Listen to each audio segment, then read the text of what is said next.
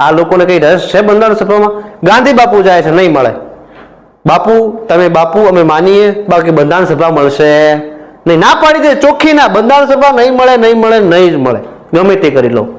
Okay, એટલે પછી આ લોકોએ નક્કી કર્યું, યાદ રાખવા માટે મિત્રો, એવું નથી બંધારણમાં, પણ યાદ રહી જાય એમ કે એની બેસન્ટને મોકલો, એની બેસન્ટને મોકલો. એટલે પછી 1922માં આ ક્યારે મિત્રો, આ જે વાત છે એ ક્યારની છે તો કે 1922 ની વાત છે. 1922માં એની બેસન્ટ જાય છે માંગ કરવા.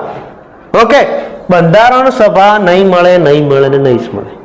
1895માં બાળ ગંગાધર તિલક, 21માં ગાંધી બાપુ, 22માં એની બેસન્ટ. અને પછી તો પેલો ભાઈ બગડ્યો તેજ પ્રતાપ સપ્રુ, તેજ બહાદુર સપ્રુ, જેમ નામનો વ્યક્તિ, આમ તેજથી ઉપડ્યો કે ભાઈ મને બંધારણ સભા આપો, આપો ને આપો. આ ક્યારે?